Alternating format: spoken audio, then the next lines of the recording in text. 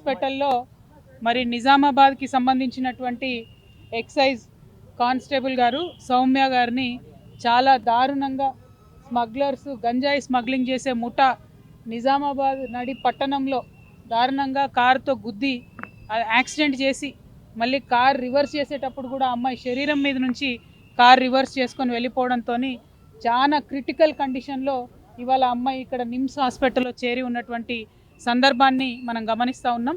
నిన్న నిజామాబాద్లో కూడా ప్రైవేట్ వైద్యశాలలో మంచి వైద్యం అందించే ప్రయత్నం చేసి ఇక్కడికి తీసుకురావడం జరిగింది. ఇక్కడికి వచ్చిన తర్వాత నిమ్స్లో కొద్దిగా ఇంప్రూవ్మెంట్ ఉంది. కాకపోతే ఈ ఘటన ఎంత బాధాకరం అంటే ఎక్సైజ్ పోలీసులు అంటే గంజాయి మాఫియాకి డ్రగ్స్ మాఫియాకి ఏమాత్రం కూడా భయం లేదు అని చెప్పడానికి ఇది ఒక పెద్ద నిదర్శనం.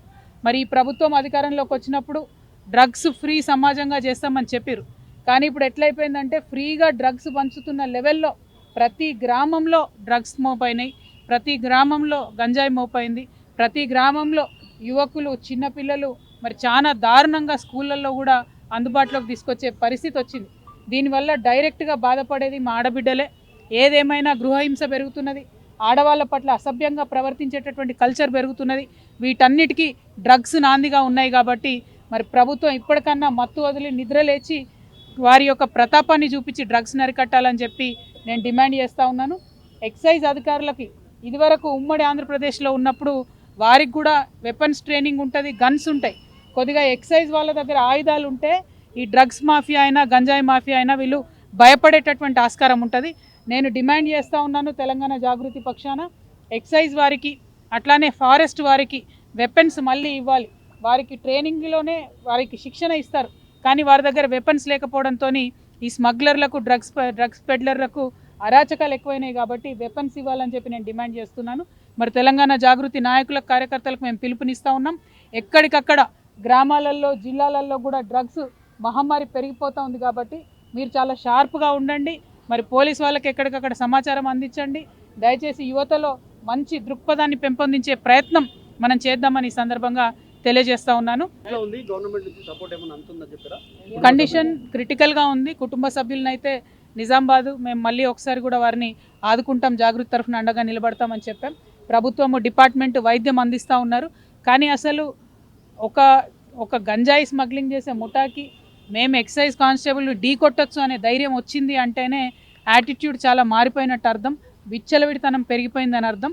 దాన్ని ఖచ్చితంగా తగ్గించాలి, లేకపోతే సమాజంలో అందరికీ కూడా నష్టం జరిగే పరిస్థితి వస్తుందని నేను భావిస్తూ ఉన్నాను. మేడం సంతోష్ రావు గారికి సిట్ నోటీసులు ఇచ్చింది ఈరోజు 3 గంటలకు రమ్మని. దాని మీద ఇవాళ బీఆర్ఎస్ పార్టీ అదేవిధంగా బీఆర్ఎస్ పార్టీ అధ్యక్షులు గౌరవనీయులు ఉద్యమ నాయకులు ఉద్యమకారులకు దూరమైనరంటే, పేద ప్రజలకు దూరమైనరంటే, అమరవీరుల కుటుంబాలకు దూరమైనరంటే, పెద్ద పెద్ద నాయకులు గద్దర్ గారు లాంటి వాళ్ళు గేట్ బయట ఉండే పరిస్థితి వచ్చిందంటే, ఈటెల రాజేందర్ గారు లాంటి వాళ్ళు పార్టీ వీడే పరిస్థితి వచ్చిందంటే, ఈ అన్ని దుర్మార్గాలకు కూడా సెంటర్ పాయింట్ మొదటి దయ్యం ఈ సంతోష్ రావు అనేటటువంటి వ్యక్తి. మరి ఆ సంతోష్ రావు గారిని సిట్ ఇప్పుడు పిలిచిందని చెప్తూ ఉన్నారు ఫోన్ ట్యాపింగ్ విషయంలో. కానీ ఈ ముఖ్యమంత్రి గారు, ఈ గుంపు మేస్త్రి గారు, ఆయనకు ఉండేటటువంటి ప్రధాన గూఢాచారి కూడా ఈ సంతోష్ రావే. ఫామ్ హౌస్లో కేసీఆర్ గారు సగం ఇడ్లీ తిన్నారా ఫుల్ ఇడ్లీ తిన్నారా అనే ఇన్ఫర్మేషన్ గుంపు మేస్త్రికి ఇచ్చేదే ఈయన. మరి గుంపు మేస్త్రి గారు ఆయన గూఢాచారిని శిక్ష వేస్తాడా లేదా నాకు తెలియదు, నాకైతే నమ్మకం లేదు. సిట్టు పిలవడం వరకు బాగానే ఉంది, తదుపరి చర్యలు ఎట్లుంటాయనేటటువంటి అంశాన్ని చూడాలి. అదేవిధంగా మరి బీఆర్ఎస్ పార్టీ కార్యకర్తల నాయకులు కూడా గమనించుకోవాలి. ఇటువంటి దుర్మార్గుడికి హరీష్ రావు గారు కేటీఆర్ గారు ట్వీట్స్ చేపెట్టి వత్తాసు పలకడం ఎందుకో అర్థమైతలేదు నాకు. మొత్తం పార్టీలో అనేక మంది నాయకులకు కన్నీళ్లు తెప్పించి రక్త కన్నీరు పెట్టించినటువంటి దుర్మార్గుడు, మొదటి దయ్యం, నేను ముందు నుంచి చెప్తున్నటువంటి దయ్యం ఈ వ్యక్తి. మరి ఈ వ్యక్తి ఇవాళ వచ్చిండంటే చట్టం కరెక్ట్గా తన పని చేస్తే శిక్ష ఖచ్చితంగా పడుతుంది. కానీ గుంపు మేస్త్రి గారు ఈ గూఢాచారిని కాపాడుకుంటాడని చెప్పి నేను అనుకుంటా ఉన్నాను. మరి అటువంటి పరిస్థితి రాకుండా పోలీస్ డిపార్ట్మెంట్ వాళ్ళు పక్కడబందీగా మీ పని మీరు రాజకీయాలకు అతీతంగా చేయాలని కూడా డిమాండ్ చేస్తాం.